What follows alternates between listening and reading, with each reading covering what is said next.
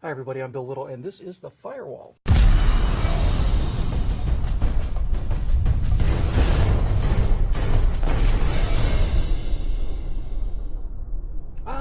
Progressives.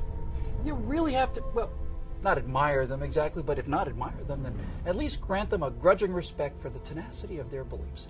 Because unfortunately for them, the socialist utopia, which they talk about all the time, is a cryptid, which according to Wikipedia's serviceable definition is, quote, a creature whose existence has been suggested but has not been discovered or documented by the scientific community, unquote. Hey look, here's another example of a cryptid. It's called the Loch Ness Monster. Like the socialist utopia, the Loch Ness Monster requires a lot of magical thinking. Now, magical thinking is not wishful thinking. Sure, it would be cool if there was a Loch Ness Monster. That's wishful thinking. Magical thinking is the belief that belief can make things actually manifest themselves in the real world. Magical thinking not only dulls reason, it kills reason, because magical thinking is actually a form of anti-thinking. It's belief in something not because of evidence, but in spite of evidence. Now, for example, people who believe in the existence of the Loch Ness Monster will almost universally claim that it is the last of the plesiosaurs. Those are giant marine dinosaurs that definitely did exist millions of years ago.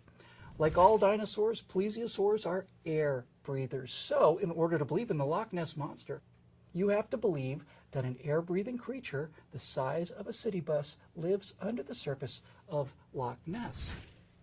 Now, we conservatives too have beliefs, but our beliefs are not based on what we wish to be true, but rather what the evidence shows us to be true.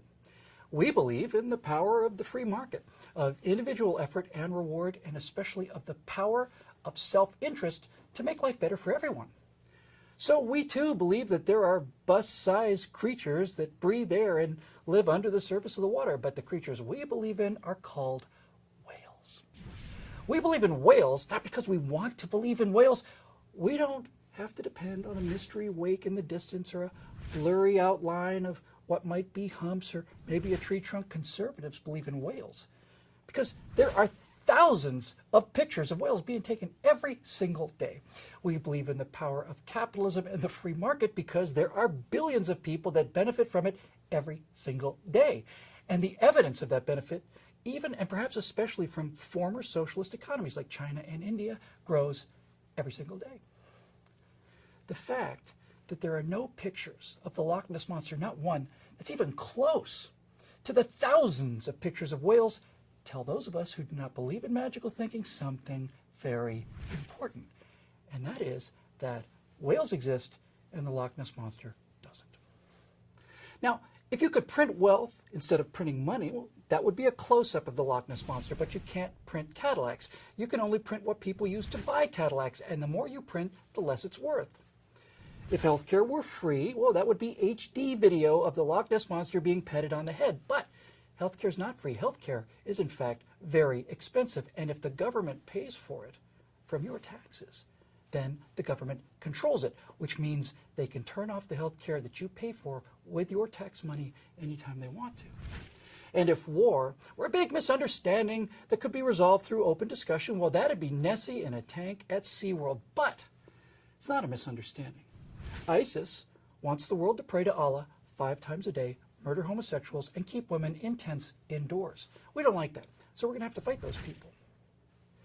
Now, progressives, to be fair, say that the history of socialism isn't just the Great Terror of the French Revolution or the millions killed in the purges and enforced famine of the Union of Soviet Socialist Republics or the mass starvation of maybe 50 million Chinese peasants in the People's Republic of China or 7 or 8 or 10 million more teachers and doctors and musicians murdered in the progressive socialist takeovers in Vietnam and Cambodia, plus throw in a couple more million murdered by socialists, but progressive socialists in Cuba and El Salvador and Nicaragua and Venezuela, etc., and so on. They say socialism can work without killing hundreds of millions of people, and to prove it, they point to places like Sweden.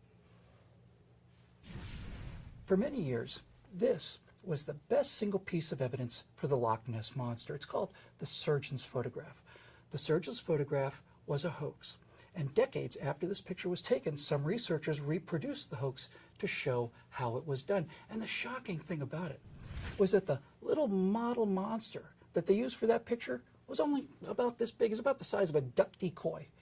And it's only knowing that you can now look at the surgeon's photograph and see what's wrong with it. The waves, they're too big and they're too smooth. They look like ripples. It's because they are ripples. The best evidence of the Loch Ness Monster was so poor that without magical thinking, people would have seen through it right away.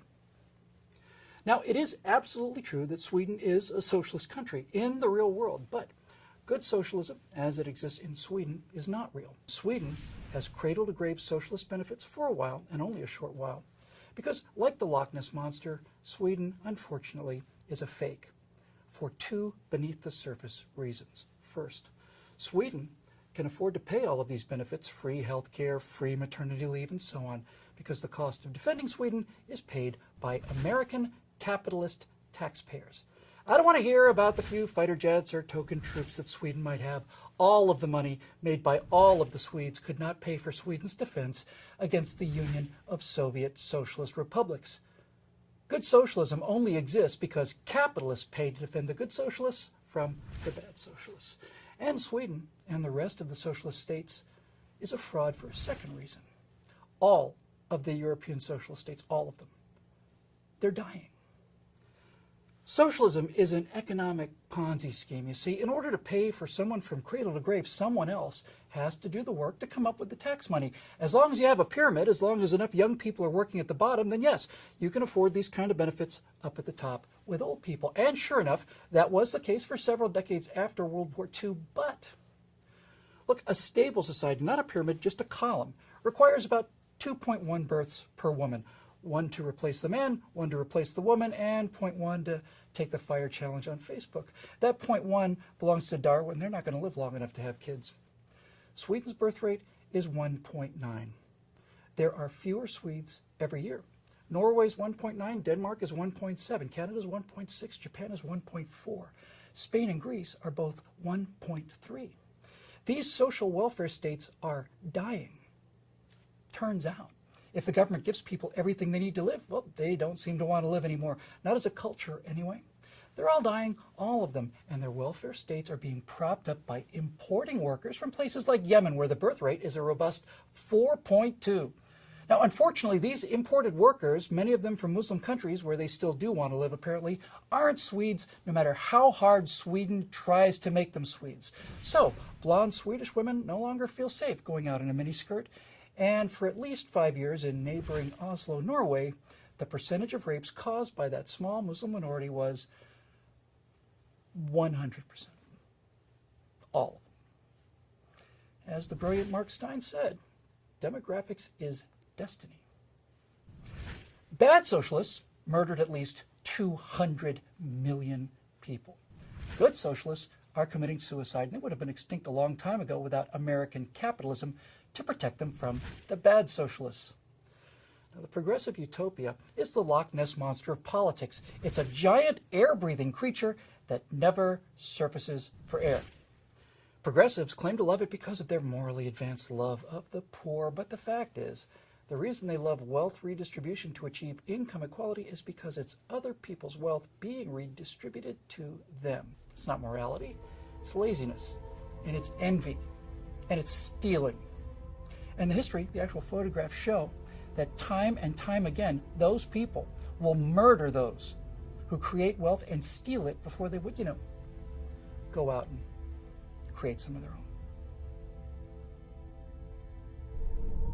Please subscribe to our YouTube channel and be sure to visit us at truthrevolt.org. And to keep these messages coming, please consider making a donation by clicking here.